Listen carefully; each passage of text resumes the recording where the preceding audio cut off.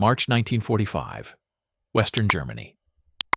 The village of Waldenfeld appeared dead in the fading daylight, but Sergeant Frank Kowalski knew better. 23 years old, commander of an M4 Sherman named Iron Lady, and he had seen enough German villages in the last 2 months to smell an ambush. The houses were too quiet, no civilians, no animals, just smoke drifting from chimneys and that feeling in his gut that said run. "Driver, talk to me," Kowalski said into his throat mic. He stood in the commander hatch, binoculars pressed to his eyes. "I do not like this, Skip." That was Private Eddie Morrison, 19 years old, from Montana. He had a photograph of his girlfriend taped to the driver controls. Her name was Sarah, and she did not know he was already 3 weeks late writing back. "Where is the rest of Easy Company?" "About a mile behind us, clearing that farmhouse." Kowalski scanned the windows. Empty. Too empty. "We get to the square, turn around, get out. 5 minutes. In the gunner's seat, Corporal James Miller kept his face pressed to the periscope sight. 31 years old, oldest man in the crew. Before the war, he taught mathematics at a high school in Pennsylvania. His hands were steady on the traverse controls, sweeping the 75-millimeter gun left and right as they rolled forward. Miller never got rattled. That is what Kowalski liked about him. Behind Miller, the loader Bobby Chen was already sweating. 20 years old, born in San Francisco, and this was his 8th day in combat. 8 days. The previous loader had been killed by an 88-millimeter shell outside of Cologne. Chen had watched them carry what was left of him away in a shelter half. Now Chen did that loader's job and tried not to think about it. In the bow gunner position, crammed next to Morrison, Private Tommy Rizzo gripped his .30 caliber machine gun. 22 years old. Brooklyn. He talked too much when he was nervous. And right now, he was talking. "My brother Sal told me never go into a town without infantry support. He was in North Africa. He said you always take infantry. Always. So why are we—" "Rizzo, shut up," Kowalski said. Not mean, just focused. The Sherman's tracks clanked against the cobblestones as they entered the main street. Half-timbered houses lined both sides, shutters closed. Kowalski noticed fresh tracks in the mud. Heavy tracks. Panzer tracks. His throat went dry. "Morrison, stop." The 30-ton Sherman lurched to a halt. "What is it?" Miller asked. Kowalski stared at the tracks. They were recent, maybe an hour old, and they were big. Too big for a Panzer IV. His mind went to the tank that every Allied soldier feared, the one that showed up in nightmares. But intelligence said there were no heavy tanks in this sector. Intelligence said the Germans were retreating. Intelligence had been wrong before. "Nothing," Kowalski lied. "Keep moving." They rolled forward. The street opened into a town square, maybe 60 yards across. In the center sat a stone fountain, cracked and dry. On the far side stood a church with a bell tower rising high above the rooftops. The setting sun painted everything orange and red. It looked like a postcard. It looked perfect. It looked like a killing ground. "All right, swing us around," Kowalski ordered. "Nice and easy." Morrison started the turn. The Sherman pivoted on its tracks, turret facing back the way they came. That was when Tommy Rizzo said, "Hey, does anyone else hear?" The machine gun opened up before he finished the sentence. Tracer rounds screamed out of a second-story window to their right, sparking off the turret armor. Kowalski saw the muzzle flash and dropped into the hatch, slamming it shut above his head. Inside the tank, It was suddenly loud and hot and smelled like sweat and metal. "Contact right, second floor, machine gun," Kowalski yelled. Miller was already on it. The turret whined as it traversed. He found the window in his sight. "Identified! Fire!" The 75mm gun roared. The breech slammed backward. The high explosive shell crossed 50 yards in a heartbeat and punched through the building wall. It detonated inside with a flash of orange light. The machine gun went silent. Smoke poured from the window. "Good hit. Good." Rifle fire erupted from everywhere at once. Windows, doorways, a cellar entrance. German infantry were appearing like ghosts, at least 20 of them, maybe more. Bullets pinged off the Sherman's armor like hail on a tin roof. "We are in it now!" Morrison shouted. "We are in it!" "Back up. Get us out of here," Kowalski ordered. Morrison threw the transmission into reverse. The Sherman lurched backward. They made it maybe 20 feet before the Panzerfaust round hit the fountain next to them. The explosion was enormous. The ancient stone fountain disintegrated into 1,000 pieces. Shrapnel hammered against the tank's side armor.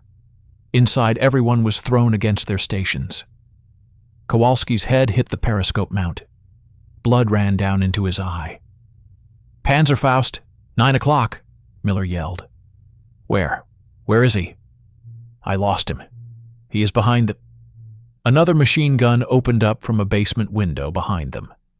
Tracer rounds walked up the street toward them. Morrison jerked the Sherman to the left. That was when they saw it. The street they came in on was blocked. A pile of rubble, 20 feet high. It had not been there 5 minutes ago. The Germans had collapsed a building behind them while they were in the square. They were trapped. "Forward! Get us behind that fountain," Kowalski ordered. It was the only cover in the square. What was left of it anyway? Morrison gunned the engine.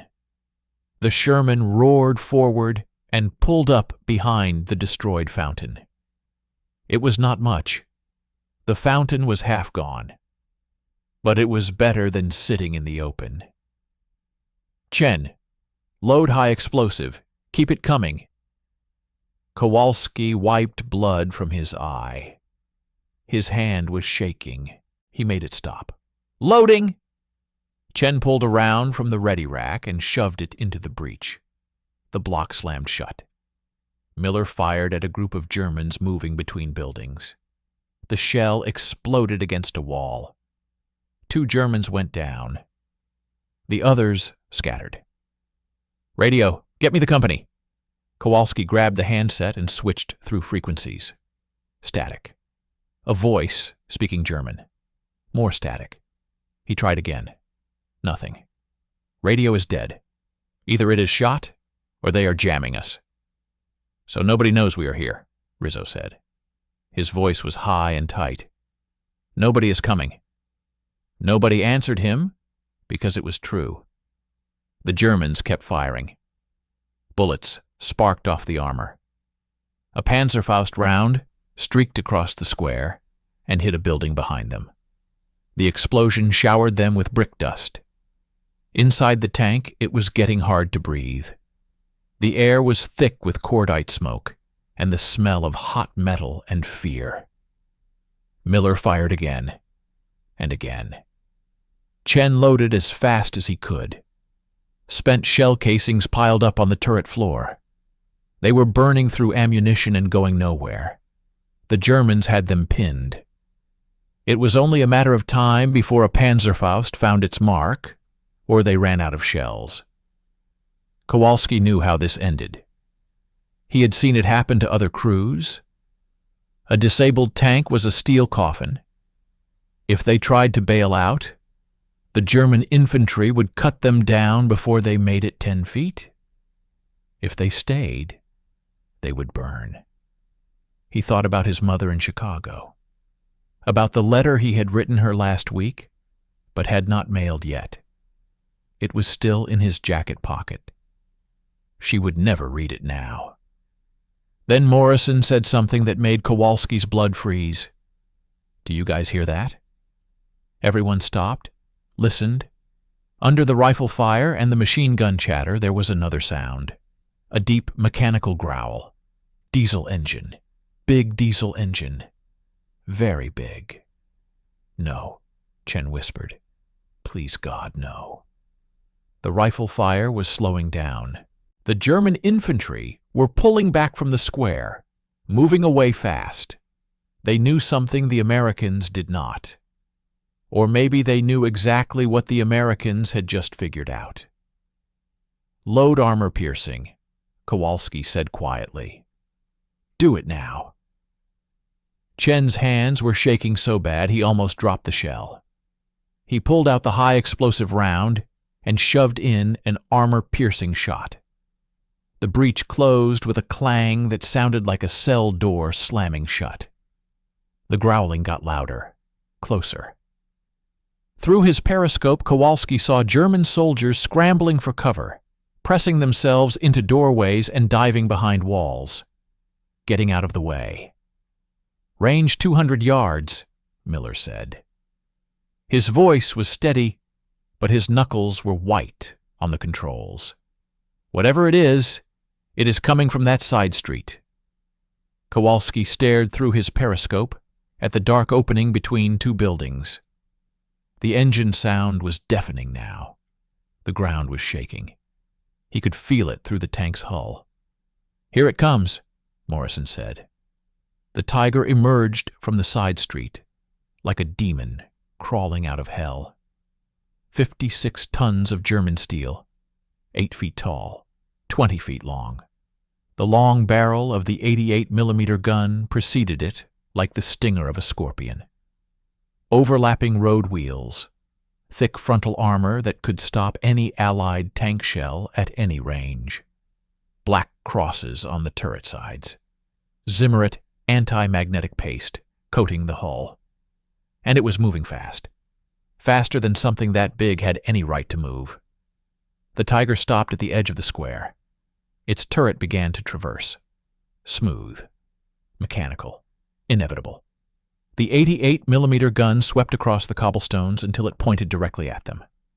Inside the Sherman, nobody moved. Nobody breathed. Kowalski felt his heart hammering against his ribs. This was it. This was how it ended. Killed by a tank that cost 10 times what their Sherman cost, and could destroy them from a mile away. "Target tank, 200 yards, Kowalski heard himself say. His voice sounded far away. "Fire when ready." Miller centered his crosshairs on the Tiger's frontal armor. He knew it was hopeless. Their armor-piercing shell would bounce off like a pebble off a brick wall. But what else was there to do? His finger touched the trigger. The Tiger fired first. The 88mm gun flashed. In the fraction of a second before the shell arrived, Kowalski thought about his mother, about Sarah from Montana, who would never marry Eddie Morrison, about Miller's students back in Pennsylvania, about Chen's parents in San Francisco, about Rizzo's brother Sal, who had survived North Africa. The shell hit the fountain 12 inches from their front armor. The explosion was beyond sound. It was pressure and light and heat all at once. The ancient stone fountain ceased to exist. It simply disintegrated into powder and flying chunks of rock. The shockwave hit the Sherman like a physical blow. The entire tank rocked on its suspension. Inside, everyone was thrown sideways. Kowalski's helmet slammed into the turret wall. His ears were ringing so loud he could not hear anything else. But they were alive. 12 inches. 12 inches to the right, and that 88mm shell would have punched through their frontal armor. Killed Morrison and Rizzo instantly. Continued through the fighting compartment killed everyone else, and detonated the ammunition. The tank would have exploded like a bomb. There would have been nothing left to bury. 12 inches. "Return fire!" Kowalski screamed. He could barely hear his own voice. "Fire! Fire! Fire!" Miller squeezed the trigger. The 75 roared. Through the smoke and dust, they saw their armor-piercing shell cross the square and hit the Tiger's front glacis plate dead center. The shell bounced off and tumbled into the sky, leaving only a black scorch mark on the armor. The Tiger had not even flinched. "We cannot hurt him," Chen said. He was staring at the breach, at the spent shell casing on the floor, at the reality of their situation. "We cannot even scratch him." "Load another round," Kowalski ordered. "It will not matter. We cannot—" "Load the damn round," Chen loaded. His hands were shaking. They were all shaking. The Tiger was moving again. It rolled forward into the square, angling its hull to present even thicker armor. Through his periscope, Kowalski could see the tank commander standing in the turret hatch. Black Panzer uniform, headset, calm expression. The German was not even ducking. He was giving hand signals to his driver, adjusting their position, like this was a training exercise. "How many kills you think he has?" Morrison asked quietly. Nobody answered, but they were all thinking it. 20? 30? More? This Tiger crew had probably destroyed more Allied tanks than the 5 of them had hot meals.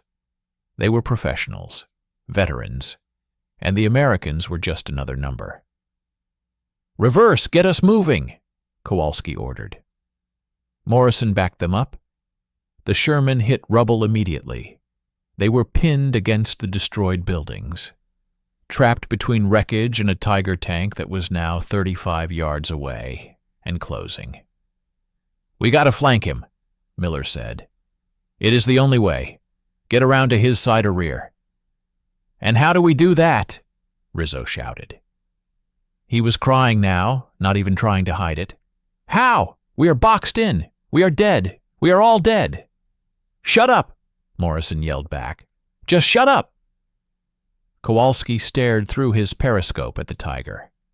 It had stopped, 30 yards away. The turret made a tiny adjustment. The 88mm gun barrel moved a fraction of an inch. At this range, the German gunner did not even need to aim carefully. Anywhere he hit them, they would die. The Tiger commander raised his hand, getting ready to give the order to fire. This was the moment. The last moment. Kowalski thought about saying something to his crew, something meaningful, something they could hold on to in the last second before the shell arrived. But his mind was blank. There was nothing to say. They all knew. Then a bell rang. It came from the church tower, one clear note cutting through all the noise of battle. Every man in the square, American and German, looked up. The bell rang again, and again, 3 times. Kowalski stared at the tower through his periscope. There was someone up there, a figure in dark robes moving in the bell chamber. The figure was waving their arms, frantically, desperately. The Tiger commander had seen it too. He lowered his hand and raised his binoculars, looking at the tower. His turret started to traverse away from the Sherman, tracking toward the church. "What the hell?" Chen said.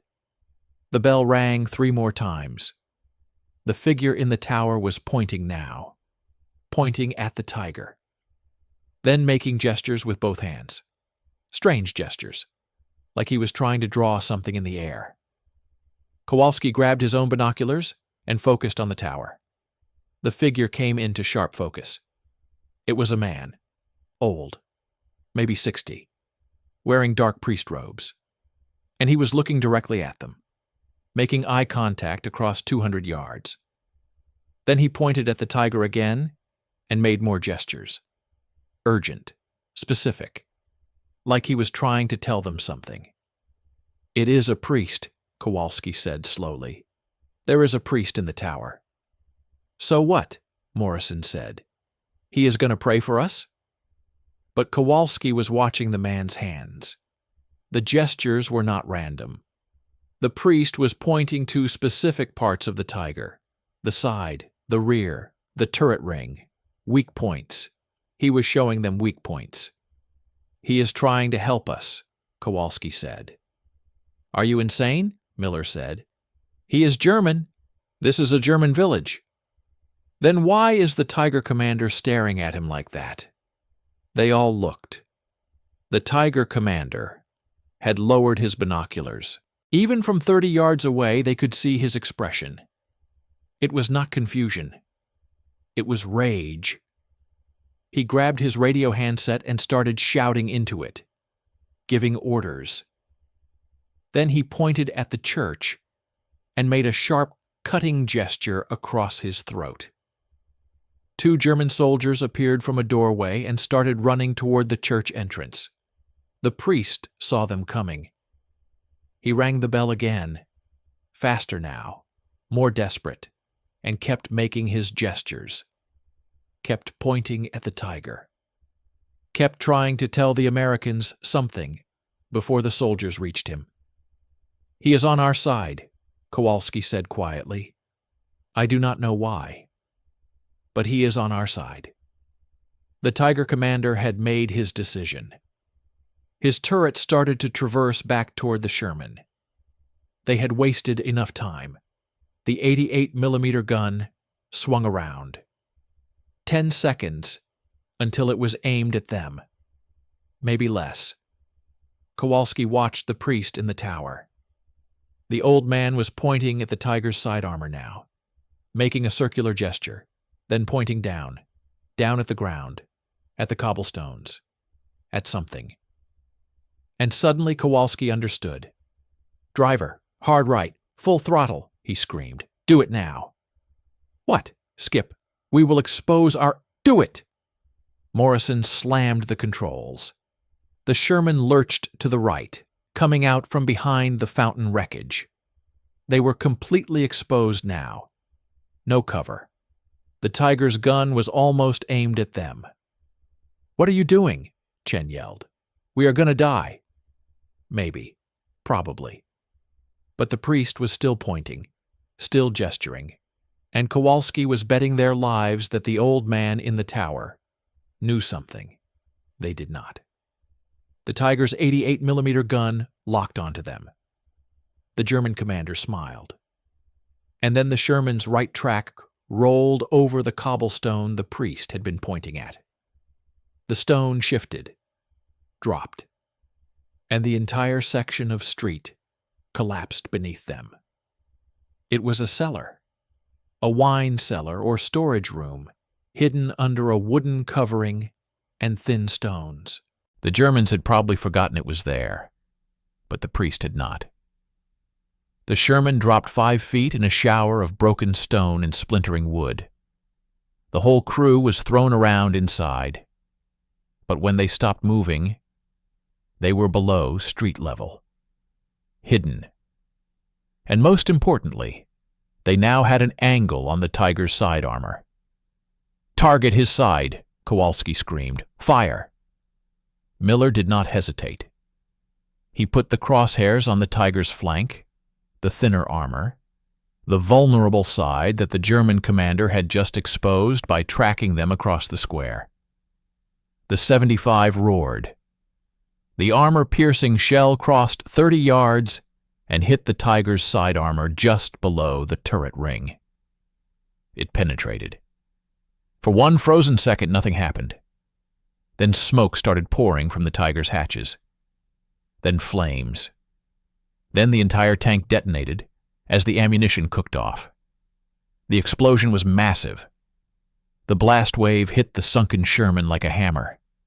The tiger's turret was blown completely off the hull, flipping through the air and crashing down 50 feet away. Flames shot 30 feet into the sky. German soldiers were running, screaming, burning. Inside the Sherman, nobody spoke. They just stared through their periscopes at the burning wreck of the Tiger tank, at the impossible thing they had just done. Finally, Morrison whispered, "Did we just kill a tiger?" "Yeah," Kowalski said. His voice was shaking. "Yeah, we did." Chen started laughing, then crying, then laughing again. Rizzo was praying in Italian, the words tumbling out too fast to understand. Miller just sat at his gun, hands still on the controls, staring at nothing. Kowalski looked up at the church tower through his periscope. The priest was still there. The old man was leaning against the bell, exhausted. Their eyes met across the square. The priest nodded once, slowly. Then German rifle fire erupted from multiple windows, all of it aimed at the church tower. "No!" Kowalski yelled. The priest disappeared from view. Kowalski did not know if he had ducked for cover or been hit. The German soldiers were at the church entrance now, kicking in the door. "We have to help him," Chen said. "How?" Morrison said. "We are stuck in a hole with a dead radio and no support. We cannot even help ourselves." More rifle fire. The Germans were inside the church now. Kowalski could hear shouting, could hear boots on stone stairs. They were going up the tower after the priest, the man who had just saved their lives, the man they could not save. Father Heinrich Vogel was 63 years old, and he had decided to commit treason. He sat on the cold stone floor of the bell chamber, back pressed against the wall, trying to catch his breath. Below him, German boots hammered up the spiral staircase. They were coming fast, maybe 30 seconds away, maybe less. His hands were shaking, not from fear, from the realization of what he had just done. He had killed German soldiers, his countrymen, men who spoke his language, grew up in villages like this one, probably went to churches like his. He had guided an American tank shell into their Tiger, and now those men were burning in the square below. Heinrich closed his eyes and saw their faces in the flames. "Forgive me," he whispered. But he did not know who he was asking. God? The dead? Himself? The boots were closer now. 20 seconds. He could hear them shouting to each other, angry voices, promised violence. Heinrich had seen what the SS did to traitors. He had seen the bodies hanging from lampposts in other villages, signs around their necks. Defeatist, coward, betrayer of the Reich. He was about to become one of those bodies. But that was not what made his hands shake. What made his hands shake was the knowledge that he would do it again, even knowing how it would end. Even sitting here, waiting for the bullet or the rope, he would do it again. Because of what he had seen 3 days ago in this village. 3 days ago, when the SS had lined up 17 people in this same square. 17 neighbors that Heinrich had known for 40 years. Herr Müller the butcher. Frau Schmidt, who made the best apple cake in Waldenfeld. Young Thomas Brenner, who was only 16 and had refused to join the Volkssturm because he wanted to live long enough to see Germany lose this insane war. Heinrich had watched from this same bell tower as the SS officer read the charges. Defeatism. Failure to resist the enemy. Lack of faith in final victory. Then the officer had given the order, and the machine guns had opened fire, and 17 people Heinrich had baptized and married and buried their parents had fallen into a mass grave that they had been forced to dig themselves. The SS officer had been 24 years old, younger than some of the people he murdered.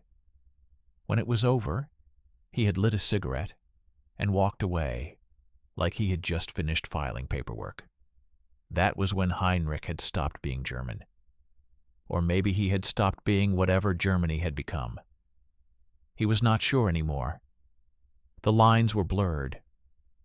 All he knew was that when he heard the American tank enter the square an hour ago, when he heard the ambush begin and saw that Tiger roll out to finish them, he had made a choice.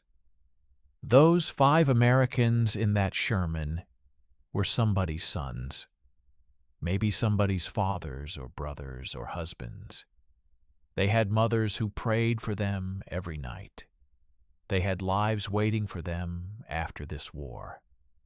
And Heinrich was damned if he was going to let them die in the same square where Frau Schmidt had bled out while clutching her rosary.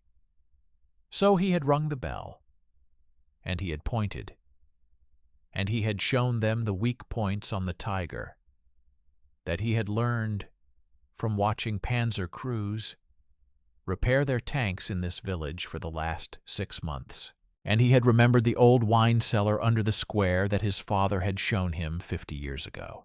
The one covered over with wooden planks and thin stones. The one nobody used anymore. And the Americans had understood. Somehow, impossibly, they had understood. The Tiger had burned. The German soldiers had died. And Heinrich had committed treason. The boots were 10 seconds away now. Heinrich could see shadows moving in the stairwell. He thought about running. There was nowhere to go. He thought about fighting.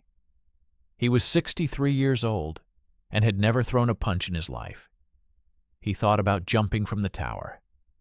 3 stories. He would probably survive long enough to feel every broken bone. So he stayed sitting, hands folded in his lap, eyes closed, praying. Not for salvation, not for forgiveness, just praying that the 5 Americans in that Sherman would live long enough to go home, that his treason would mean something, that Frau Schmidt's death would not be for nothing. The first German soldier burst into the bell chamber with his rifle raised. It was Corporal Klaus Zimmermann. Heinrich recognized him immediately. 22 years old. From Hamburg. He had attended Heinrich's services twice when his unit was stationed here last month. Polite boy. Said please and thank you. Told Heinrich about his younger sister back home who wanted to be a teacher. Now Klaus was pointing a rifle at Heinrich's chest, and his hands were shaking worse than the priest's. "Father?" Klaus said. His voice cracked. "Father, what did you do?" 2 more soldiers crowded into the chamber behind him. Older men, harder faces. They had their weapons up and ready. One of them was bleeding from a cut on his forehead, probably from the American tank fire. He looked at Heinrich with pure hatred. "You killed them," the bleeding soldier said. His voice was quiet, dangerous. "You killed Hauptmann Steiner and his crew. I watched that Tiger burn because of you." Heinrich said nothing. What was there to say? It was true. "Why?" Klaus asked. The rifle was still pointed at Heinrich, but the boy was crying now. "We are Germans. We are your people. Why would you help the enemy?" Heinrich looked at him, really looked at him. Saw the confusion and betrayal in his young face. Saw the boy who missed his sister and wanted to go home. Saw the boy who probably did not understand why he was here or what he was fighting for anymore. "When did we stop being human beings, Klaus?" Heinrich asked quietly. "When did we decide that was optional?" The bleeding soldier stepped forward. "Shut up. Shut your traitor mouth." He swung his rifle butt at Heinrich's face. The impact snapped the priest's head back against the stone wall. Pain exploded through his skull. Blood filled his mouth. The bell chamber spun. "Easy," Klaus said. "Easy. He is an old man. He is a traitor." The bleeding soldier raised his rifle again. "He deserves worse than this." Through the ringing in his ears and the blood in his eyes, Heinrich heard a new sound. American voices. Shouting. Close. Very close. The 3 German soldiers heard it too. They spun toward the stairwell, weapons raised. For a moment everyone froze. Then an American grenade bounced up the stairs and rolled into the bell chamber. Klaus saw it first. His eyes went wide. "Granite!" The 3 soldiers threw themselves toward the stairs, scrambling over each other to get down and away. Heinrich just sat against the wall and watched the grenade roll toward him across the stone floor. He had maybe 2 seconds to live, maybe 3. He thought about his sister in Berlin, who he had not seen since 1942. He thought about his parents, long dead, buried in the cemetery, behind this church. He thought about Frau Schmidt and her apple cake. He closed his eyes. The grenade stopped rolling 3 feet from him. 1 second passed, 2 seconds, 3. Nothing happened. Heinrich opened his eyes. The grenade sat there on the floor, a smooth metal egg, completely inert. He stared at it. Then he understood. It was a dud. Or it was never live in the first place. The Americans had thrown it to clear the room, betting that the Germans would run. And they had been right. Boots on the stairs again. American boots this time. Faster, heavier. Heinrich heard gunfire below. Rifle shots. A burst from a Thompson submachine gun. Shouting in English. More shots. Then silence. An American soldier appeared in the stairwell. Young. Maybe 20. Helmet. Muddy uniform. Thompson gun pointed at Heinrich. The soldier saw the old priest sitting against the wall, bleeding from his mouth and nose, and his finger tensed on the trigger. "Do not shoot," Heinrich said in English. His accent was thick but understandable. "Please do not shoot." The American hesitated. His eyes flicked to the grenade on the floor, then back to Heinrich. "You speak English?" "Yes, a little. I was studying before the war." "You the one in the tower, ringing the bell?" Heinrich nodded. The American lowered his weapon slightly. He keyed his radio. "Kowalski. I got him. Old priest. Speaks English. He is bleeding, but alive." The radio crackled. "Get him down here. Watch for more Krauts." The American moved into the chamber, keeping his Thompson ready. He looked young up close, scared, trying not to show it. He glanced at Heinrich's face, at the blood, and something in his expression softened. "Can you walk?" the American asked. "I think so." "Then let us go, fast. This whole village is crawling with German infantry, and we do not have much time." Heinrich pushed himself to his feet. His head spun. His legs felt weak. The American grabbed his arm to steady him. For a moment the 2 men looked at each other. Enemy and enemy, old and young, priest and soldier. "Thank you," Heinrich said quietly, "for coming for me." The American shook his head. "Thank the tank commander. He is the one who insisted. Said we owed you." He paused. "Said you saved their lives." "I did what I had to do." "Yeah, well, now we got to get you out of here before the rest of the Wehrmacht shows up to kill you for it. Come on." They started down the stairs. Heinrich moved slowly, one hand on the wall for balance. Below, he could see 2 German soldiers lying motionless in the stairwell. One was the bleeding soldier who had hit him. The other was someone Heinrich did not recognize. Both had been shot multiple times. Klaus was not among the dead. Heinrich hoped he had escaped. hoped he would make it home to his sister. They reached the ground floor. The church was a mess. Pews overturned, bullet holes in the walls, broken glass from the stained windows scattered across the floor like colored rain. 3 more American soldiers were positioned at the entrance, covering the square. Through the open door, Heinrich could see the Sherman tank, still partially sunken in the collapsed cellar, its gun sweeping back and forth. The burning Tiger had been reduced to a smoking metal shell. Bodies lay around it, German bodies. Some were still moving. Nobody was helping them. "Keep moving," the American behind Heinrich said. "We are getting you to the tank." They stepped out into the square. The evening air was thick with smoke and the smell of burning fuel and burning flesh.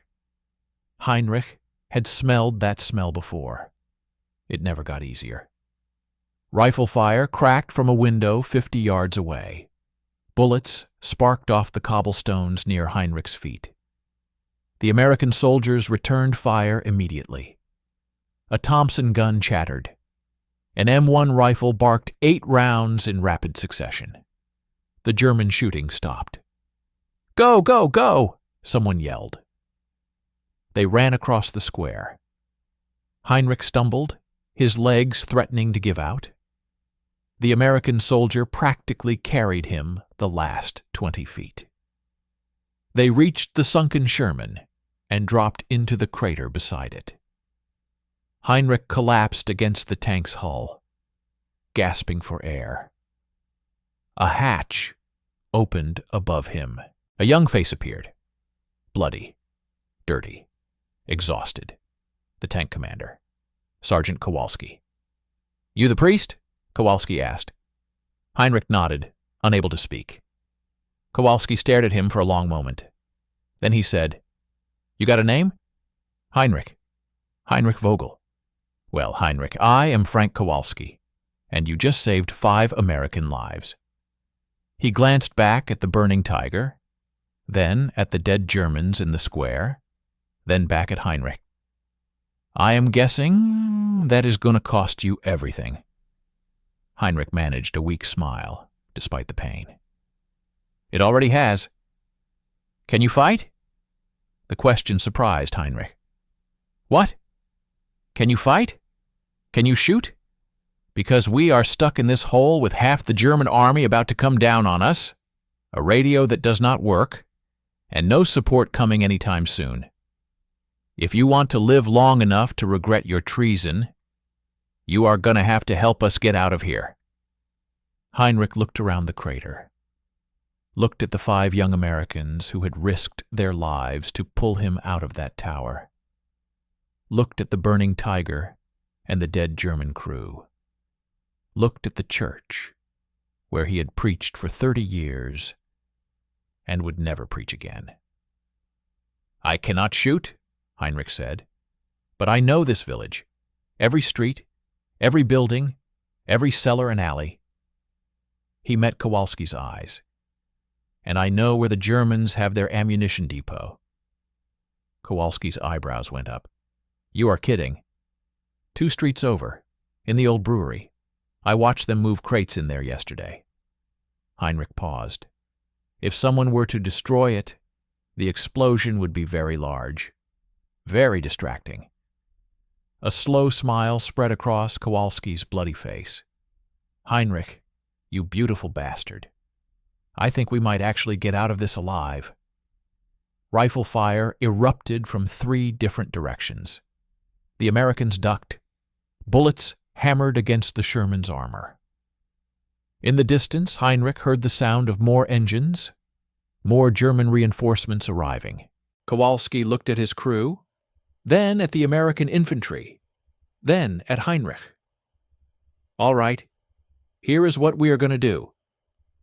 And Father Heinrich Vogel, who had been a priest for 38 years and a traitor for less than an hour, listened to an American tank commander outline a plan that would either get them all killed or give them a fighting chance.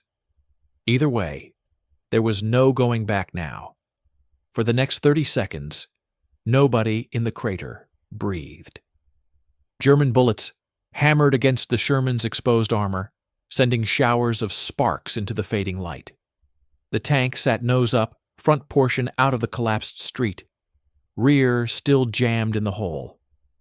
It looked crippled. It was not. Not yet.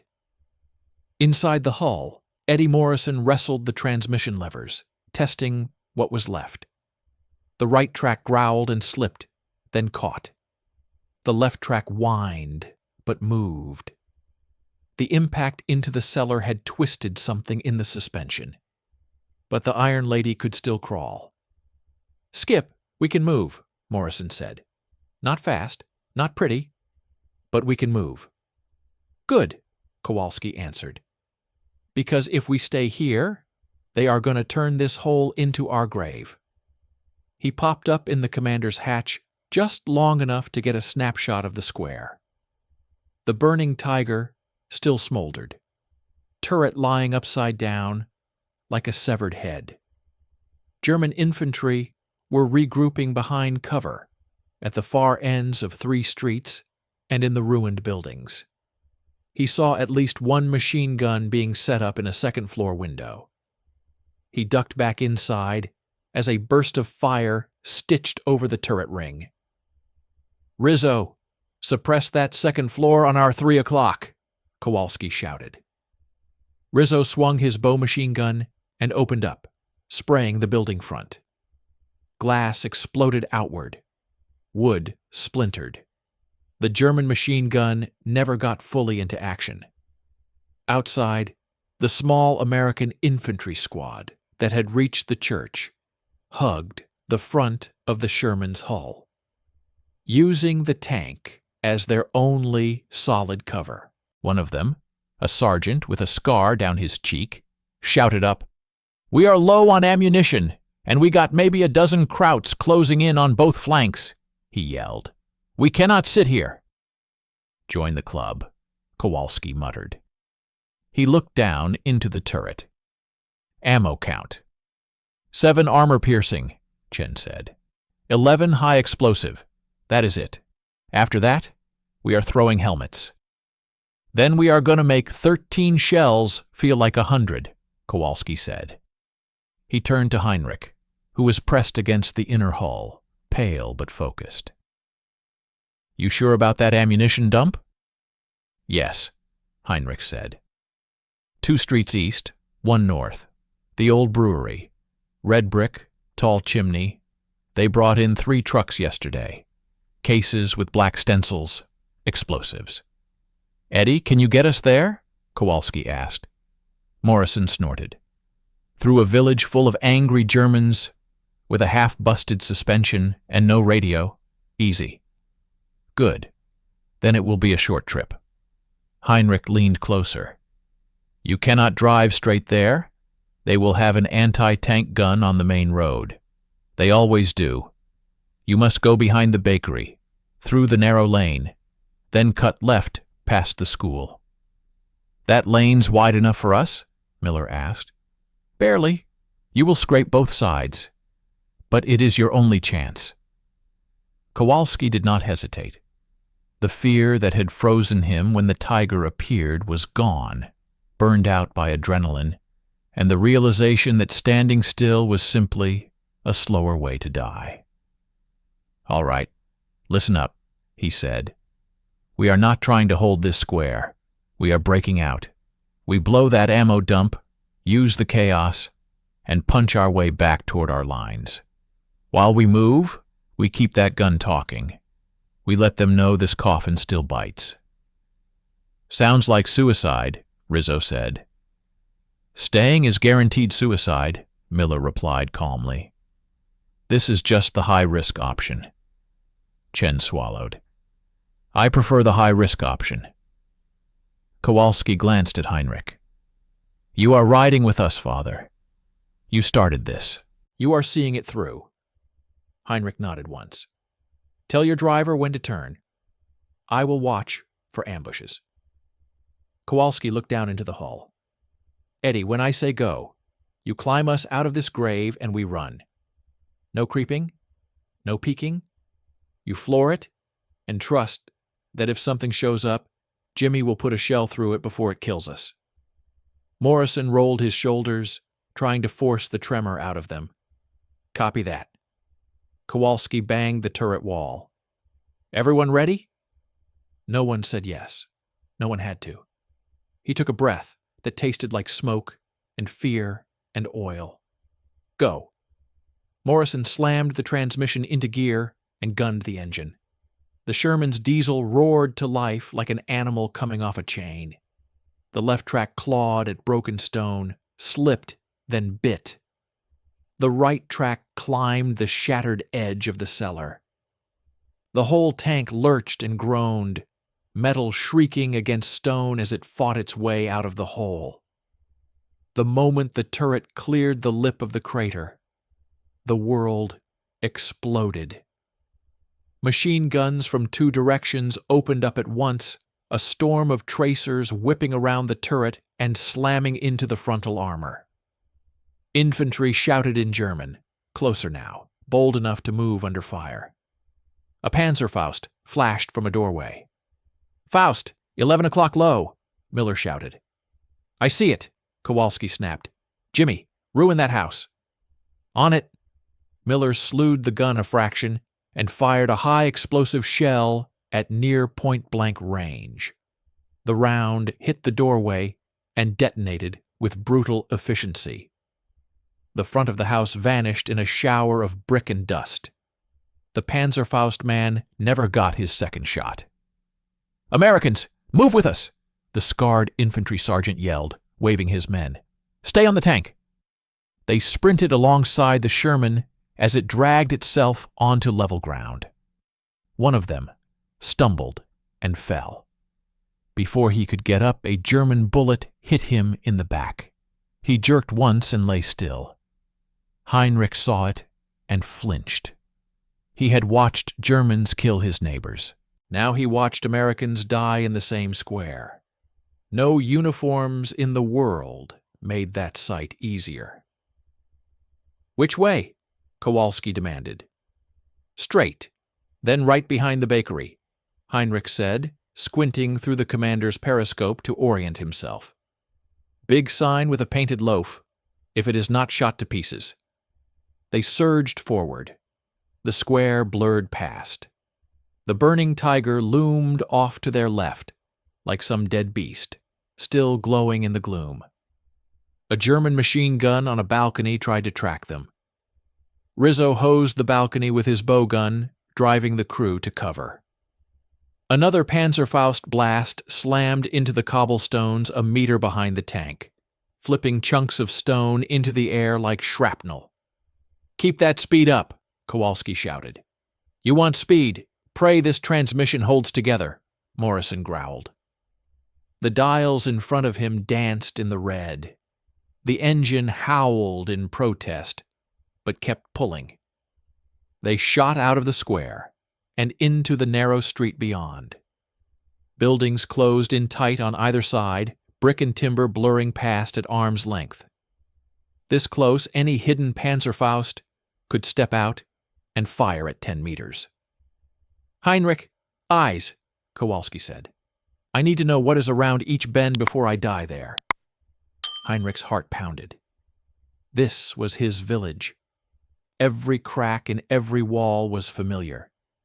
And now he was guiding foreign soldiers through it, like a thief leading raiders, through his own home.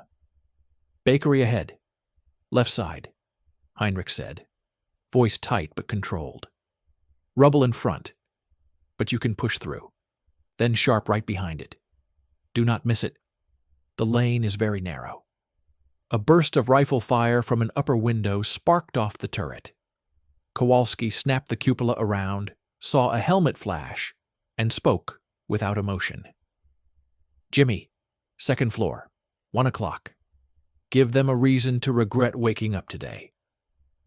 Miller fired an HE round into the window frame. The entire wall folded inward, showering the street with bricks and glass. Screams followed a moment later. The bakery loomed into view, front wall shattered, sign with the painted loaf hanging by a single chain. Rubble spilled into the street. "Through it," Kowalski said. "Do not slow down." Morrison did not argue. He drove straight at the rubble. The Sherman climbed the broken bricks and splintered beams, tracks grinding, engine bellowing. For a terrifying moment, the left track lost traction, and the tank lurched sideways toward a wall. But then it bit again, and they were over. "Right. Now," Heinrich pointed. A narrow gap between two buildings opened on their right, barely wider than the Sherman's hull. "That?" Rizzo blurted. "We are not fitting through that. Maybe the turret ring will. The rest of us stay behind." "We fit," Heinrich said. "I saw German trucks use it. Just do not breathe." "Hard right," Kowalski ordered. "And Eddie, if you scratch my paint, I am haunting you after we die." Morrison yanked the levers. The Sherman swung into the alley. Both sides of the turret scraped against plaster and timber with a teeth-grinding screech. Chunks of brick fell onto the engine deck. A drain pipe bent and snapped, clattering off the hull. They were committed now. No room to turn. No room to reverse fast. If a Panzerfaust team waited at the end of this lane, the Iron Lady would be a coffin on rails. "Jimmy, gun front, tight," Kowalski said. "You see anything at the end of this alley that looks like a human being not wearing an American helmet, you erase it." "Gladly," Miller replied. His eyes never left the sight. Rizzo laughed once, high and shaky. "This is insane." "This is war," Miller answered. Halfway down the lane, a side door, 3 meters ahead, burst open. A German soldier stepped out, Panzerfaust on his shoulder, eyes wide at the sight of a Sherman nearly scraping both walls. He did not even have time to aim. Rizzo's machine gun cut him down in a stuttering burst at point-blank range. The Panzerfaust flew out of his hands and struck the opposite wall, detonating in a confined blast that filled the lane with smoke and dust. The shock wave hammered the tank's side but did not penetrate. "Keep going," Kowalski coughed, eyes burning. "Out the other side." They burst from the alley into a slightly wider street that curved left. The school loomed ahead on the right, a solid 2-story brick building with broken windows and a small playground. "And now?" Morrison demanded. "Left, then immediate right," Heinrich said. "The brewery's chimney will be visible over the rooftops. Do not go straight. Straight is the main road. They will have an anti-tank gun there." "How sure?" Miller asked. "I watched them move it there last week. I buried a boy from this street the same day. I remember." Morrison did not ask again. He swung left. The main road flashed into view at the end of the street, wider, more open. For a stomach-dropping heartbeat, Kowalski saw the silhouette of a German anti-tank gun slewed across it, crew scrambling to turn the barrel toward them. "Do not you dare drift into that intersection," he snapped. "Stay in this street. We are not dueling that thing head-on." A shell from the anti-tank gun screamed past the cross street, missing them only because of the angle, and hit a building further down, blowing its corner out in a shower of brick. The concussion punched the Sherman sideways. Dust rained from the ceiling. "Right," Heinrich said sharply. "Now." Morrison obeyed. They turned again, plunging deeper into the warren of streets. Between orders, the inside of the tank was a world of breath and heartbeats and small sounds. Chen's ragged breathing as he clutched another shell. Rizzo's muttered prayers in Italian. The constant mechanical howl of the engine and tracks. The faint clink of Miller's ring against the traverse controls each time he shifted his hands. Heinrichs whispered fragments of scripture under his breath that no one really heard. "Brewery ahead," Heinrich said finally. "See the tall chimney?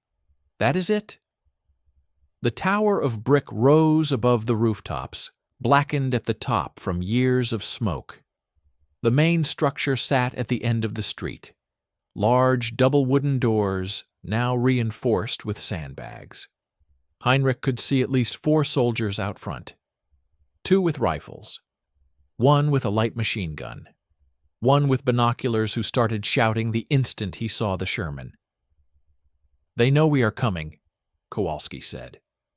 "Jimmy?" "I have them," Miller said. He traversed the gun a fraction and lined up the center of the sandbagged doors. "High explosive," Kowalski ordered. "Loaded." Chen slammed the shell home. 2 rounds, Kowalski said. "Center mass. Make some noise." "On the way." The first he-shell hit the sandbag wall and blew it inward, shredding men and wood in a brutal instant. The machine gunner vanished in a red mist. The spotter folded backward into the darkness beyond the doors. The second shell followed a heartbeat later, slamming into the interior as the doors sagged open. The brewery's front hall erupted in smoke, dust, and splinters. "Again," Kowalski said. "Skip, we are supposed to blow the ammo, not waste all our HE on the front porch," Chen protested. "That ammo dump is inside. We wake it up." They fired a third HE round. This one hit deeper, somewhere past the entrance. The explosion that followed was different, heavier, sharper. It had the punch of stored explosives cooking off. "Hit," Heinrich said, eyes wide. "Again, same spot." "Last T rounds, make them count," Kowalski said. "Empty them into that building." They fired. Again. Again. Each blast inside the brewery was larger than the last. Windows shattered outward. Flames licked from the roof tiles. Somewhere deep in the structure, something big and volatile decided it had had enough. The world went white. The ammunition dump detonated in a single, colossal blast. The brewery seemed to swell like a balloon, then disintegrate. The shock wave slammed into the Sherman, rocking it back on its tracks. A rolling cloud of dust, brick, wood, and fire washed down the street like a physical wall, knocking German soldiers off their feet. Shrapnel clanged off the tank's armor. Roof tiles rained down. For several seconds there was no sound inside the Sherman, but a high, piercing whine in everyone's ears. Then slowly actual sounds crept back in. The engine's growl. Someone groaning. Distant, panicked German shouting. Smaller secondary explosions from munitions still cooking off in the ruins of the brewery. Morrison laughed, half wild. "Now that is a distraction." Heinrich stared through the periscope at what had been the brewery. It was gone. Just a crater and burning wreckage. He had blessed weddings for 3 generations of villagers there after harvest festivals. Now it was a smoking hole. It was necessary, he whispered, more to himself than anyone else. The shock of the blast had rippled through the village. German positions all around were shaken. Men ducked for cover instinctively, unsure if they were under artillery attack. The anti-tank gun crew on the main road froze, heads turned toward the rising column of smoke. "Now we move," Kowalski said, voice firm. "Eddie, we ride this chaos straight out of here. Heinrich, give me the fastest path that does not run us past that gun's muzzle." Heinrich forced himself to focus. Grief and nostalgia had no place here. Not now. "Back one street, then left toward the fields," he said. "There is a narrow farm road between the last houses and the orchard. If you make it there, you are outside the main kill zone, but you will be exposed to anything in the open fields." I will take open fields over alleys full of Panzerfausts, Kowalski said. As the Sherman reversed and then swung toward the route Heinrich indicated, German fire began to recover. Someone had found their courage. Rifle shots cracked again. A machine gun rattled from a rubble pile, but it was scattered, unfocused fire, not the coordinated kill box of 10 minutes ago. They burst past an intersection where the anti-tank crew was still reorienting their gun, dazed by the blast. The barrel was halfway toward them when Miller took the shot without being asked. An armor-piercing round slammed into the gun shield, killing or maiming the crew in a shower of steel fragments. That is one less thing to worry about when I sleep, Miller said flatly. The farm road came into view at the end of the last row of houses. It was little more than 2 muddy tracks between low stone walls, leading out toward open fields mottled with craters and churned earth. Once we are out there, we are a big fat target, Rizzo said. If they got anything else heavy, we are done. No Tigers left, Heinrich said quietly. That was the only one based here. The others were sent to the east last month. You killed their king. Kings still bleed, Kowalski answered. And so do we. Eddie, push it. We clear the last houses. We do not stop for anything. The Sherman rolled past the final building.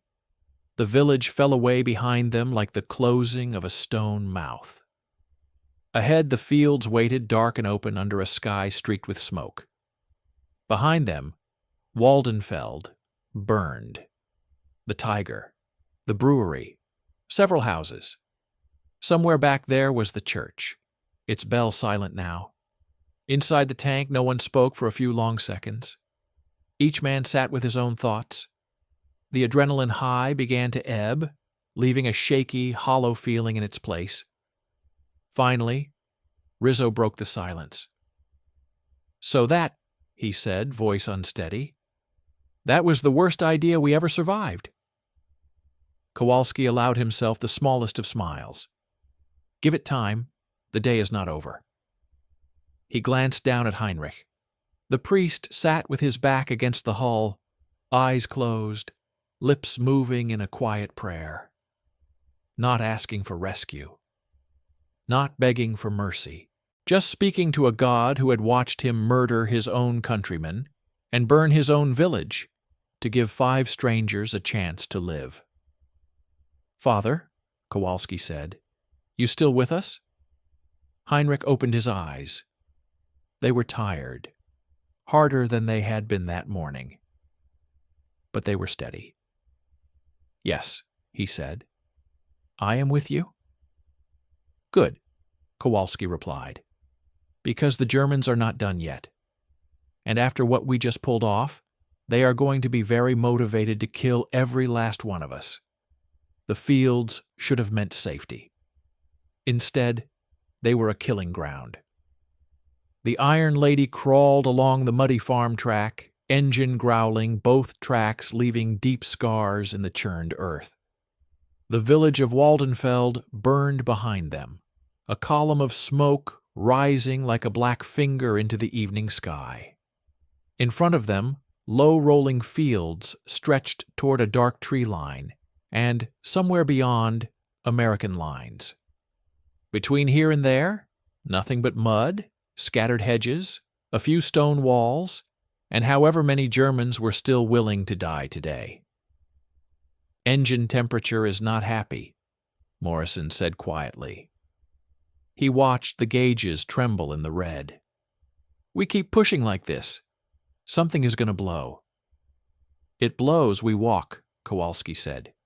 If we walk, we die, so keep pushing. Inside the turret, the air was thick with sweat and cordite and burned insulation. Chen's face was streaked with grime and dried blood. Miller's eyes were rimmed red, not from tears, but from hours of staring through a scope. Rizzo's hands shook on the grips of the machine gun. Heinrich sat on the turret floor, back against the hull, helmet too big for his head, borrowed from a dead German. He clutched a canteen with both hands and forced himself to take small, measured sips. His tongue still tasted of blood from the blow in the bell tower. "How far to your lines?" Heinrich asked. "If we were in a jeep and the world was not trying to kill us," Morrison said, 10, maybe 15 minutes. "In a crippled tank with half the Wehrmacht behind us," Rizzo added. "Couple of lifetimes." Kowalski scanned the fields through his periscope. "We keep the hedges on our left, use them as cover. Anything moves in those trees, Jimmy gets to say hello." "Yes, sir," Miller said. For a few hundred yards, it almost felt like they might get away with it. German fire from the village grew more distant, more scattered. The blast from the destroyed ammunition dump had thrown their pursuers into confusion. The Iron Lady moved forward, dragging her wounded suspension through deep ruts and puddles, leaving the worst of Waldenfeld behind. Then Heinrich saw it. A glint. Just a tiny, unnatural spark of light in the tree line ahead and to the right. Sun reflecting off glass or steel, wrong angle, wrong color. He felt his stomach drop. "Stop," Heinrich said. Nobody heard him over the engine. He pushed himself up, grabbed the edge of Kowalski's seat. "Stop." Kowalski heard him this time. Something in the priest's voice cut through the noise. "Eddie, halt." The Sherman shuddered to a stop. Silence rolled in like a wave, broken only by the ticking of hot metal and the distant pop of gunfire far behind them. "What?" Kowalski asked. Heinrich pointed toward the tree line. "There, in the trees. Something is watching us." "Jimmy?" Miller shifted the periscope. For a second he saw nothing but branches and shadows. Then he caught it too. A flat, vertical plane just behind the brush. A barrel barely visible through the leaves. Not long like an .88. Shorter. Thicker. "Anti-tank gun," Miller said. "Concealed. Probably 75 millimeter. Perfect line on us if we keep going." "How far?" Kowalski asked. 4. Maybe 500 yards. And they are waiting for us to roll into the open." Miller exhaled slowly. "Good catch, Father." "They will have more than one gun," Heinrich said. "This is how the Germans hunt tanks. They herd you where they want you, then kill you from the sides. So we do not go where they want us," Kowalski said. "Options. Back into the burning village where the rest of those guys are waking up mad," Rizzo said. "Hard pass." "We angle left," Morrison suggested. "Use that shallow depression, then cut back toward the trees, close the distance." "They will still have the range on us," Miller replied. "And if they have a second gun, we will drive right into a crossfire." "I can try to pick the first one off at this range," he added. "But with our gun wear and this sight, it is a coin toss. We miss, they do not." Heinrich looked at the lay of the land. Fields. Low ground. Hedges. A stone wall half collapsed about 100 yards ahead. "When they brought that anti-tank gun in last week," he said slowly, "they came along the northern farm road. Not this track. There is an old drainage ditch that runs parallel to it. Deep, overgrown. My father used it to move cattle between fields without blocking the carts. If you can reach it, you could use it as cover to get closer to their flank." "How close?" Kowalski asked. "Within 200 meters, Heinrich said. "Maybe less. But if they see you, before you get into the ditch, they will have a perfect shot while you are still on the surface. So our options are drive forward and die in the open, or sprint for a ditch and maybe die before we reach it," Rizzo said. "Welcome to German engineering," Morrison muttered. Kowalski's mind worked through the angles. Distance, gun traverse, their own speed, the state of their suspension, ammunition remaining. He did not like the numbers, but he kept his voice flat. "We are not staying here," he said. "They will adjust and try to flank us. We move. We make them react to us." He looked at Heinrich. "Can you guide us to that ditch?" "Yes." "Then that is what we do." "Eddie, when I say go, you drive like that ditch is the last church pew in the world and the devil himself is on the trigger of that gun. No weaving, no hesitating, straight line. We present them the smallest possible target." "Well, that sounds comforting," Morrison said. "On your word, Skip." "Jimmy, first shot is yours," Kowalski said. "Soon as we move, you look for muzzle flash. You see it, you put a round through that gun before they range us." "Armor-piercing loaded," Chen said. 6 rounds left after this." "Make the first one count," Kowalski replied. He checked his pistol out of habit, knowing it would mean nothing if they brewed up out here. Then he glanced at Heinrich. "You sure you want to keep riding with us and not walk back to the burning village?" he asked. Heinrich gave a small, tired smile. "I put myself in God's hands this morning, Sergeant. This is just the part where I see what he has planned." "Let us hope he is in a generous mood," Kowalski muttered. "All right, on my mark. 3, 2, 1, go." Morrison slammed the throttle forward. The Iron Lady leaped like a wounded animal forced into a final charge. The engine howled, suspension creaking. Mud and dirt flew from the tracks as they accelerated toward the low dip in the field where Heinrich swore the old ditch was hidden. For a heartbeat, nothing happened. Then the hidden gun fired. The flash in the trees was bright and sharp. The report cracked across the field like breaking steel. The German shell screamed past their left side so close that everyone inside the turret felt the shock, as if a giant hand had slapped the hull. The round continued on, hit the ground 50 yards beyond, and detonated in a geyser of dirt. "Left 2 degrees!" Miller shouted. "I see the shield." "On it," Morrison grunted, muscles straining on the levers. Through his scope, Miller caught a fleeting image of the gun's outline between branches. He saw the shield, the barrel, 3 men hauling the trail to adjust aim.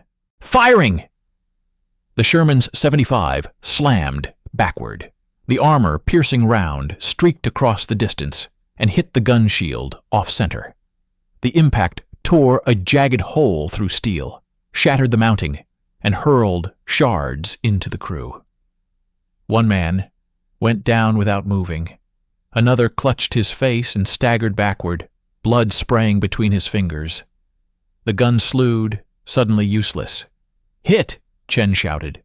"Gun is out, but not dead," Miller said. "They might still salvage it. Keep going." 300 yards, Morrison called out. "I do not see your miracle ditch yet, Father." "It is there," Heinrich insisted, peering through a periscope, eyes scanning the ground ahead. "The grass covers it, but the ground dips more than the rest. Slightly to the left. Aim for the collapsed stone wall." Another muzzle flash, farther down the tree line. "Second gun," Miller barked. 4 o'clock, farther back. The new shell struck closer, smashing into the ground just off their right front. Dirt exploded across the glacis plate. Fragments pinged off the turret. The tank lurched as if tripped by some invisible hand. "Keep driving!" Kowalski yelled. "We stop. We die." "Working on the part where we live," Morrison said through gritted teeth. The ditch still was not obvious. Just a subtle change in the lay of the land, a darker line of grass cutting across the lighter field. Heinrich pointed. There, Aim between those two broken fence posts, Morrison committed. A third shot came from the second gun. This one was better aimed. It struck the right track assembly with a horrifying metallic crunch. The Iron Lady rocked violently, nearly throwing everyone against their harnesses. Warning lights flared on Morrison's panel. "Right track is hit," he shouted. "We still have movement, but she is angry about it." The ditch rolled toward them. Or they toward it. There was no more time for debate. "Hold her straight!" Kowalski yelled. The Sherman's front dipped. For a second, everyone inside experienced the weightless moment of stepping off a ledge in the dark. Then the tank dropped into the ditch. The world became a jolt of metal and bone and noise. The hull slammed against earth. Someone's head hit steel with a dull thud. Chen swore. Rizzo lost his grip on the machine gun and grabbed for anything solid.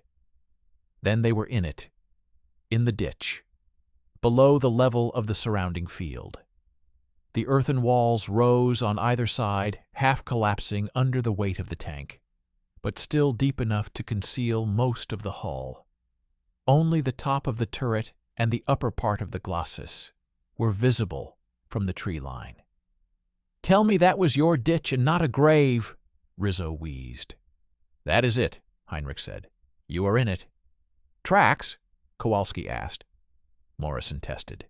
The right track protested with a grinding, uneven sound, but it moved. Slowly.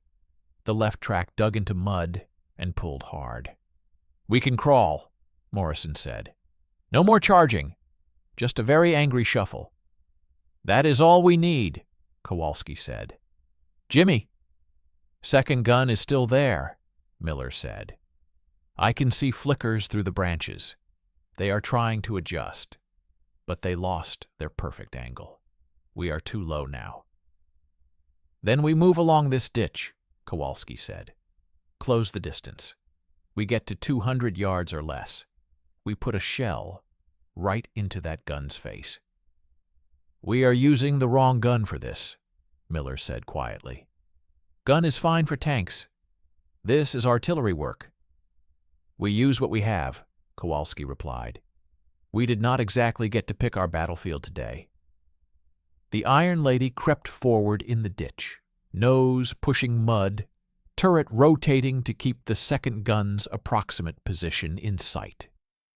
Each meter gained felt like a stolen breath. On the German side, the commanders were reacting. Infantry moved along the tree line, trying to find angles to fire down into the ditch. A third muzzle flash lit between trees. "Rifle grenades," Miller said. "They are trying to lob them into our roof." "Swap to high explosive," Kowalski ordered. "We get close enough. We blast that whole position." "3 HE left," Chen said. "Then all 3 are theirs," Kowalski replied. The first rifle grenade arced through the air, fell short, and exploded harmlessly in the field. The second came closer, shrapnel ringing off the turret. "Range?" Kowalski asked. "Closing to 250, Miller said. "Wind's in our favor. We can do this." Heinrich watched the tree line draw nearer in the small circle of glass. He saw German soldiers running between positions, shadows against trees. He saw muzzle flashes. He saw one man stand up to throw something and drop a moment later, a neat puff of dirt kicking up by his chest, as some distant American rifleman, perhaps from a different unit entirely, fired a shot he would never know the story of. 200, Miller said. "I have the second gun. Clearer now. I see the barrel, the legs, 2 of the crew." "First he," Kowalski said. "Put it on the gun shield." "On the way." The 75 barked. The shell hit just in front of the gun, exploding in a shower of mud, wood, and splintered steel. One crewman went down. The gun rocked on its carriage but did not topple. "Adjust up a hair," Kowalski said. "Second round, same spot." "Loaded," Chen grunted. Miller fired again.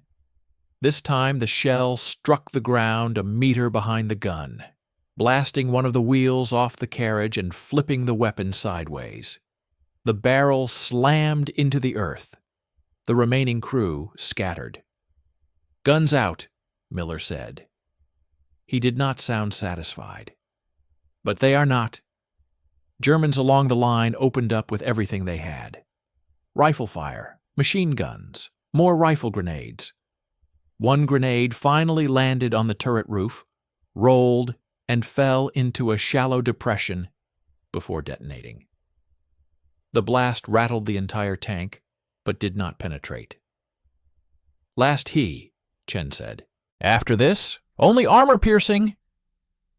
"Last he goes into that infantry line," Kowalski said. "Pick the densest cluster, Jimmy. Give them something to think about." Miller exhaled, finally adjusting the elevation. He had done this 100 times on ranges and a dozen times in combat, but never with so much depending on every meter of range. He fired. The shell detonated in the middle of a group of Germans who had been moving forward to get better angles. The explosion tore men apart, shredded branches, and carved a smoking hole in the line. For a few seconds, the entire section of the tree line went quiet. "Eddie, time to leave," Kowalski said. "Follow the ditch until we hit the low ground, then angle toward our lines." "No more he," Chen said softly. "Only armor-piercing. If something big shows up, we will be glad we kept them," Miller replied. They crawled forward. The ditch grew shallower, then petered out entirely. The Iron Lady climbed back onto open ground. The tree line with the destroyed guns fell behind them. In front of them, the fields reached toward a hazy distance where artillery rumbled like faraway thunder. For a long minute, no one shot at them. Rizzo let out a slow breath. "Did we just live through that?" "Do not say it," Miller said. "You say it. Somebody up there hears and decides to correct the mistake." Heinrich looked back over his shoulder through a rear periscope. From here, Waldenfeld was a smudge of smoke and flame. The church tower was just visible, its silhouette crooked, one corner shattered. He wondered who would come back to this place when the war ended. Who would rebuild? Who would remember? His prayer this time was simple. Not for victory, not for forgiveness. Just that if anyone came back, they would never again have to choose between their country and their soul. "Contact front!"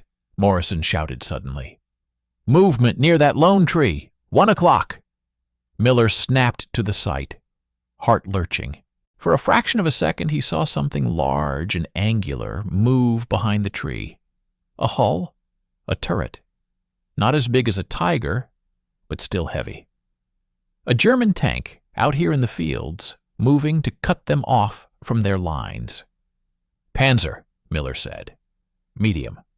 Probably a Panzer IV. It is trying to get hull down behind that rise." "Range?" Kowalski asked, already swinging the turret. 300 and dropping. He is angling to get our side as we pass." The Iron Lady's world narrowed again. "One enemy, one field, one last duel." "Armor-piercing," Kowalski said. "This is it, boys. Whoever lands the first real hit walks away." "Loaded," Chen said. His hands did not shake now. There was no room left for fear. Only precision. Morrison adjusted, trying to quarter the German tank, not offering a perfect frontal silhouette. Their wounded right track scraped and groaned. The German tank's gun barrel emerged from behind the tree line, swinging toward them. Both crews lined up their shots, breathing through dry mouths, hearts beating in the same deadly rhythm. One of them would miss by inches. The other would not. The two guns fired almost as one. The German round left the Panzer's barrel a heartbeat before the Sherman's 75, a white streak cutting the distance. It struck low on the Iron Lady's already wounded right track, smashing a road wheel to pieces and blowing the track off the bogies. The tank lurched hard to the right, half spinning, half collapsing into the mud. Miller's shot, loosed in the same instant, went a fraction high from the sudden jolt. The armor-piercing shell slammed into the Panzer's turret front at an angle, gouging steel but not penetrating. The German tank rocked, then continued its slow climb up the rise, hunting for a better line. "We lost the right track," Morrison shouted. "We are not going anywhere." "Then we do not bother trying," Kowalski said. "We kill him from here." The Iron Lady lay canted, nose slightly down, turret ring tilted just enough to make every fine adjustment a fight. Miller gritted his teeth and forced the gun back on target. The Panzer's barrel swung toward them again, steady, deliberate. "He is reloading," Miller said. "He will not miss the next one." "Range?" Kowalski asked. 250, maybe a little less. We hit him. It has to be somewhere soft." "We got one wheel off his balance," Rizzo said, shakily. "That has to count for something, right?" "Not if he punches through our hull first," Chen replied. For a moment, the battlefield went quiet in Kowalski's mind. The noise, the shaking, the ache in his bruised ribs all faded into a cold, narrow focus. They were done running, done dodging. This was the last exchange. Either their round went where it needed to go, or none of them would ever see another morning. "Jimmy," he said, "forget the front. Go for the turret ring or the side, anything you can get that is not angled like a brick wall." "We are canted," Miller said calmly. "Elevation is a nightmare. Make it work." Morrison could see only a sliver of the Panzer's hull through his periscope now, its silhouette sliding up the rise to their right. The German was trying to get hull down, expose only the turret, turn the Duel fully in his favor. Heinrich stared at the same shape through his borrowed periscope. His hands clenched around the edges of the optics. He had never known how much violence could be packed into these mechanical duels, how fast entire lives could be decided by fractions of degrees and seconds. "Their commander is exposed," Heinrich said suddenly. "Top hatch. He is up." Miller shifted slightly. Through his sight, he caught a glimpse of a black helmet and shoulders just visible above the German turret. Binoculars pressed to the man's face as he tried to judge range. "I see him," Miller said. "Forget the commander," Kowalski said. "The tank kills us, not his hat." But Heinrich shook his head. "He is doing what your commander does. He is their eyes. You blind them. You slow them." The Panzer's gun settled. The barrel steadied. Somewhere inside that steel shell, a German gunner had finished his calculations and set his sight. "Loaded," Chen whispered. 5 rounds left after this, if there is an after. "Jimmy," Kowalski said, "you make that shot, or none of the other 5 matter." Miller exhaled, letting everything else fall away. The sway of the turret, the angle of the hull, the pounding of his heart. He remembered his classroom back in Pennsylvania. Chalk dust in the air, a blackboard, teenagers who thought algebra was war. He had told them that precision mattered, that tiny errors could lead to big consequences. Now all his talk had come home. "On the way," he said. The 75 fired. At the exact same moment, the Panzer's gun flashed. The German round hit first, slamming into the Iron Lady's frontal armor just to the right of the bow machine gun. The impact punched a jagged hole through steel, sending a storm of molten fragments scything through the driver's compartment. Morrison screamed once and then went silent. Rizzo's voice cut off mid-curse. Blood and smoke filled the front of the hull. Heinrich flinched as if struck himself. The sound of the hit was like the church bell shattering. Miller's shot flew straight and true, not into the Panzer's turret ring or side armor, but into the open commander's hatch. The armor-piercing shell disappeared into the turret like a thrown spear. For a fraction of a second, nothing happened. Then the Panzer convulsed. Flame and smoke erupted from every opening at once. The commander's body vanished in the blast. The turret jerked, froze, then sagged as if the tank's spine had been cut. Inside, ammunition and fuel turned the crew compartment into an oven. The German tank burned where it stood, half up the rise, its last shot buried in the Iron Lady's chest.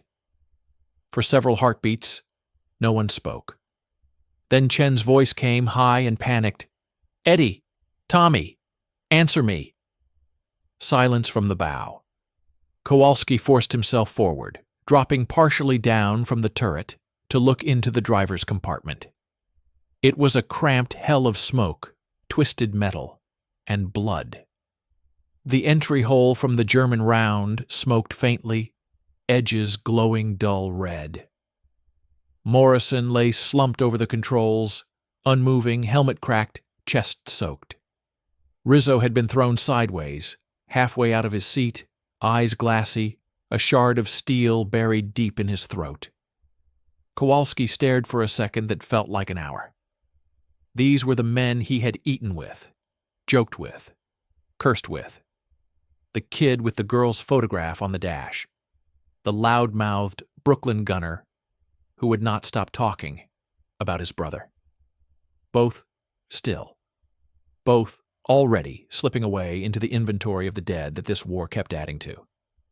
"Skip?" Chen's voice shook. "Skip, are they—" "They are gone," Kowalski said. The words tasted like rust. Chen made a sound, halfway between a sob and a curse. He slammed his fist against the ammo rack, then grabbed his own hand in both of his, squeezing hard as if pain could force the tears back. Miller did not look away from his sight. Not yet. He watched the burning Panzer until he was sure it was finished. The old habit of a tanker who knew too many stories about dead tanks that killed one more crew before finally going quiet. "Target neutralized," he said softly. "He is done." Heinrich closed his eyes. He began to pray out loud, the words in German, the cadence calm despite the shaking floor and the smell of death. He did not separate German from American in his prayer.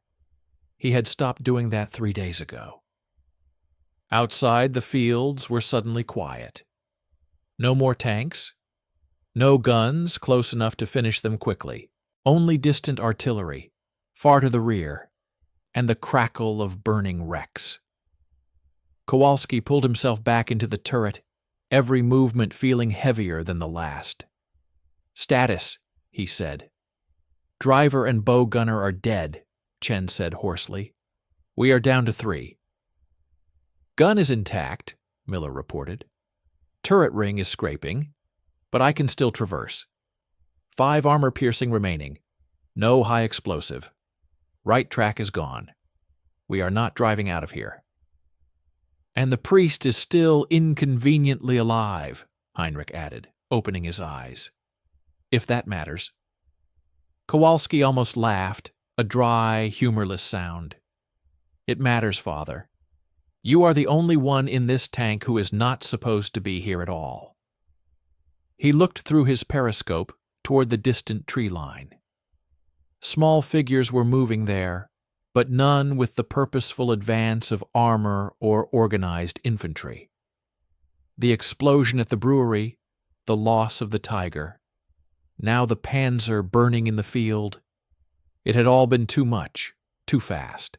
The Germans were scattered, stunned, trying to understand how a single Sherman and a handful of infantry had just torn a hole through their grip on this village. "They will be back," Miller said quietly. "Maybe not this minute, but they will send something bigger, or call artillery." "I know," Kowalski replied. "Which means we decide now who dies in this field and who gets a shot at crossing it." He looked at Heinrich. "You can walk. You are not tied to this tank like we are." "I am tied to it more than you think," Heinrich said. "If your army finds me alone in these fields with a German uniform helmet, they might not ask many questions before shooting. If my army finds me, they will hang me. Here, at least, I seem to be marginally useful." "You got us this far," Miller said. "That is more than marginal." Chen wiped his face with a filthy sleeve. "Our lines are that way." He pointed roughly west. "If someone goes on foot, low and fast, they might reach an American patrol. Bring help. Maybe a recovery vehicle. Maybe just infantry, to keep the Germans off us.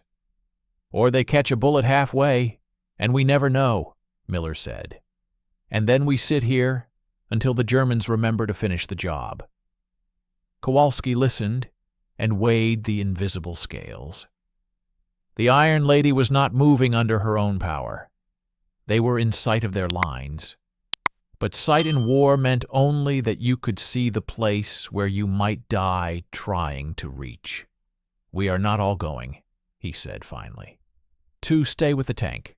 1 goes. 3 men running are 3 targets. 1 man is harder to spot. Heinrich met his eyes. "You are thinking of sending your loader or your gunner." "I am thinking," Kowalski said, "that my gunner is the only reason we are still breathing, and my loader is the only thing that keeps that gun from becoming dead weight." He looked at the priest.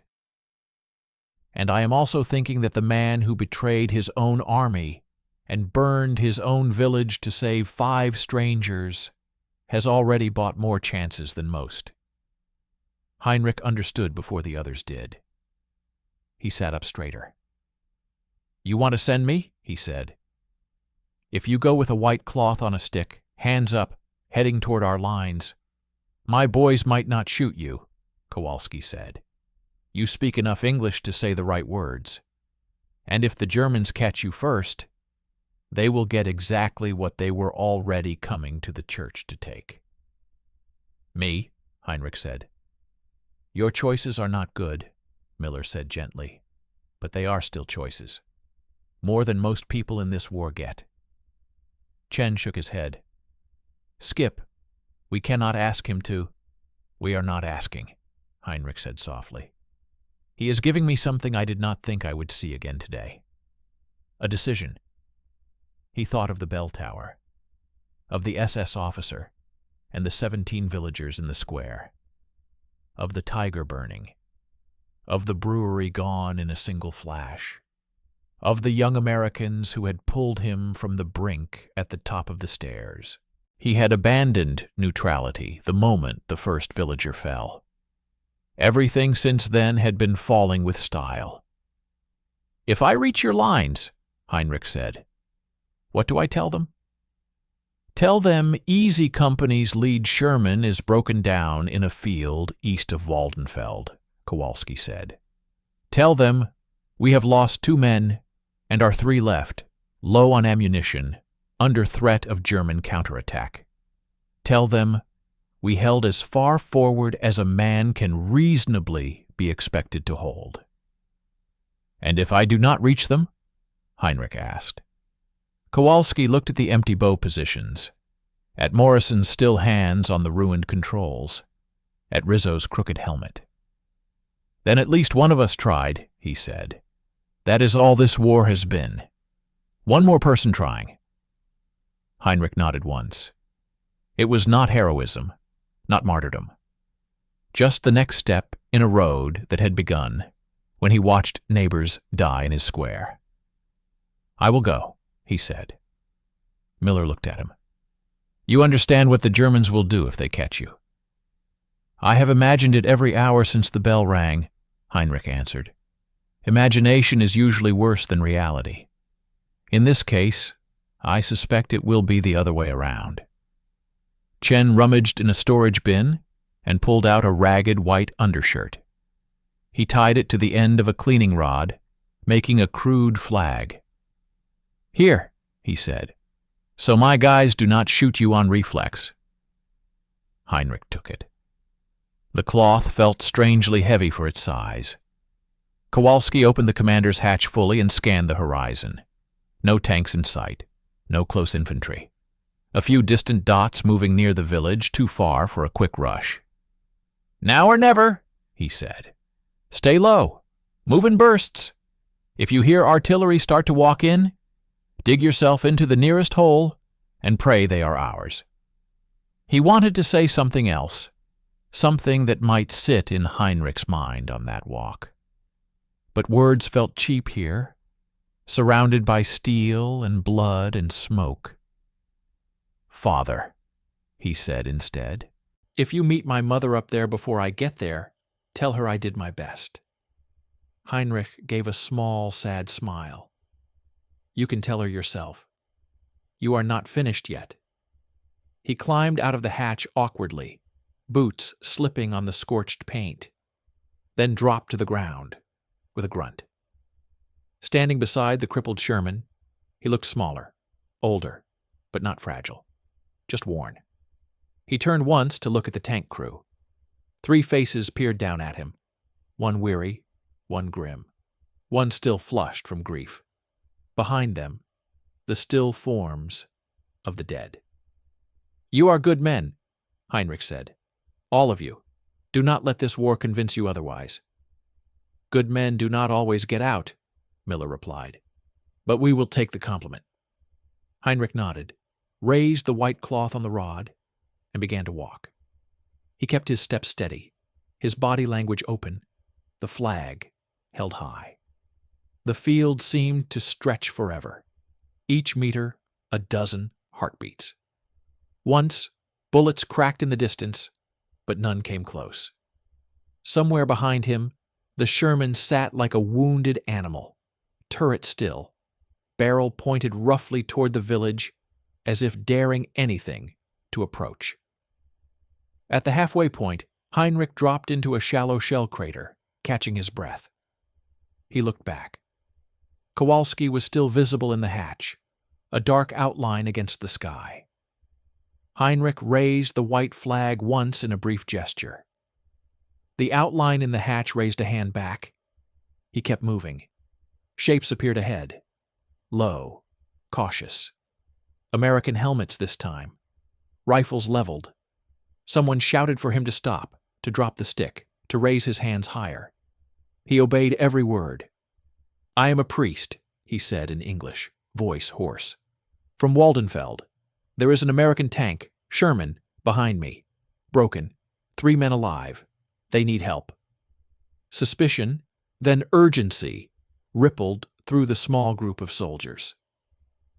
One broke off and sprinted back toward the rear, shouting for a lieutenant, for a radio, for anyone who could authorize what came next.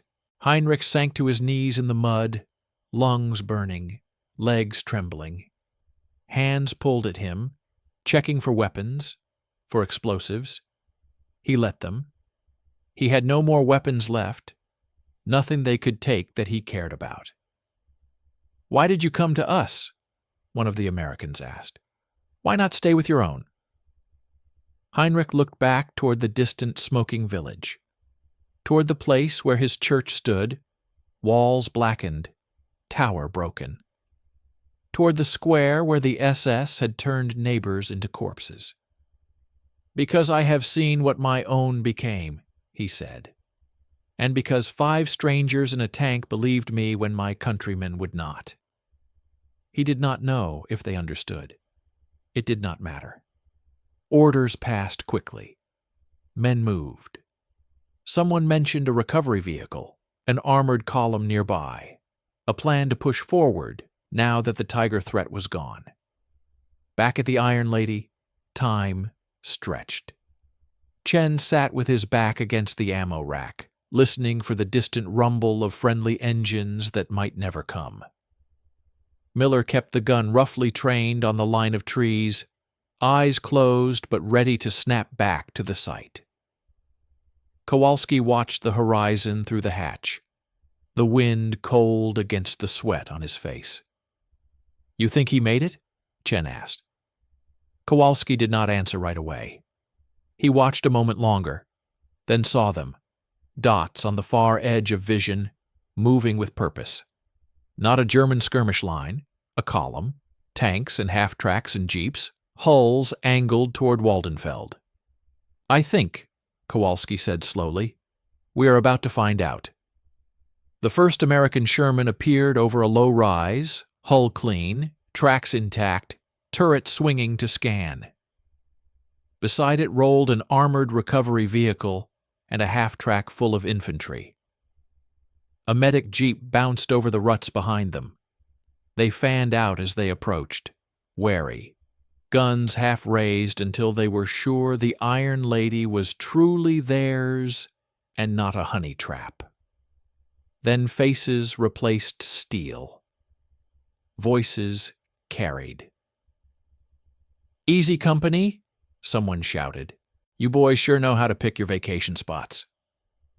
Relief washed through the crippled tank like a physical thing. Chen laughed, then cried again. Miller finally let his shoulders sag. Kowalski closed his eyes for a second. Just one, absorbing the fact that this time help had not arrived 5 minutes too late. Minutes later, hands pulled the turret hatch open wider. Fresh air flooded in. Medics slid down into the hull, quick and professional, checking the still bodies of Morrison and Rizzo, then moving on to the living. One of them pressed a hand to Chen's shoulder, feeling the tremor there, and said nothing. There was no bandage for that. A young lieutenant climbed onto the hull and looked down at Kowalski.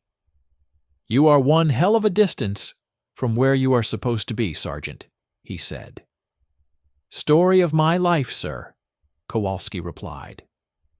"We heard pieces over the radio," the lieutenant continued. "Tiger in the village. Big explosion.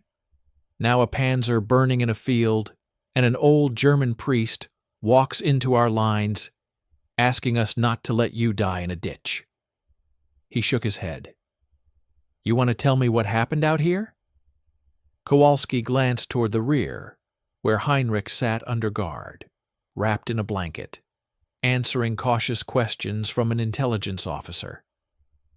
The priest looked even smaller now, hunched, but there was a stubborn light in his eyes that had not been there before. "Long story, sir," Kowalski said. "But the short version is, that old man up there knows exactly what this war costs. And he decided to pay the bill anyway." The lieutenant followed his gaze. "You trust him?" "He is the reason any of us are alive," Kowalski said simply. "That is not something you fake." The lieutenant nodded slowly. "For now, he is under our protection. What happens after that is above both our pay grades." The Iron Lady groaned as cables were attached, her broken track secured, preparations made to drag her back toward friendly ground. As the recovery vehicle took up the strain, the Sherman's hull shifted, dead weight turning into something that could move again, even if only with help. Inside, Miller ran a hand over the breach one last time. "You did good," he murmured to the gun as if it were a living thing. "You got us here." Chen gently retrieved Morrison's photograph from the bent dash. The picture of Sarah, edges singed but intact. He wiped soot from it with a thumb. "What are you going to do with that?" Miller asked. "Mail it," Chen said. "With a letter. Someone has to tell her who he was when he died. Make sure you tell her he swore a lot and drove like a maniac, Miller said. Do not make him into a saint.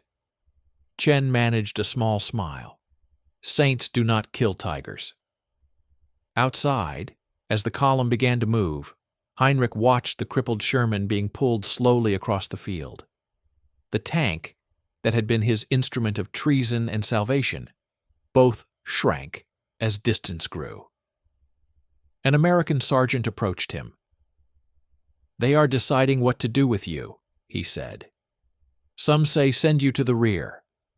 Some say hand you to intelligence. Some say hand you back to the villagers when this is over and see if they still want you as their priest. They will not, Heinrich said quietly. You sure about that? I watched them be murdered because no one in a uniform listened when they begged, Heinrich replied. I would not expect forgiveness from people whose prayers went unanswered. The sergeant studied him for a moment. You helped our boys. That counts for something. It does, Heinrich agreed. But some prices are not paid once. They are paid for the rest of a life. He turned his gaze from the Sherman to the smoke over Waldenfeld. The village church tower was barely visible now, a broken tooth against the sky. Will your people rebuild it? He asked. Maybe, the sergeant said. After the war, if there is anything left, and anyone cares. They will care, Heinrich said. They will build new houses, new shops, maybe even a new bakery, and they will tell stories. He hesitated, then added, perhaps they will tell one about a day when a single tank from far away came into their square and did not leave them alone to die. The sergeant shrugged. People remember strange things, sometimes the right ones. Ahead, the Iron Lady rolled slowly toward safety, scars deep, crew reduced, but not finished. Behind, Waldenfeld smoldered, a monument to all the things that could not be fixed with cables and spare parts. Between them stood a priest who had chosen a side too late for some and just in time for others. War would move on. Bigger battles. Bigger headlines. Armor would clash in other fields. Gunfire would echo in other towns. But for 5 men in a Sherman and 1 old man in a bell tower, the war would always, in some quiet part of their memory, come back to that village square, that burning tiger, and the impossible conversation across 200 yards between a tank crew about to die and a priest who refused to watch it happen. And whether Heinrich Vogel ended his days in a camp, a cell, or a quiet corner of some rebuilt village, that moment, the instant he chose 5 strangers over fear, and the instant they trusted him back, would be the one part of the war that neither army could ever take from him.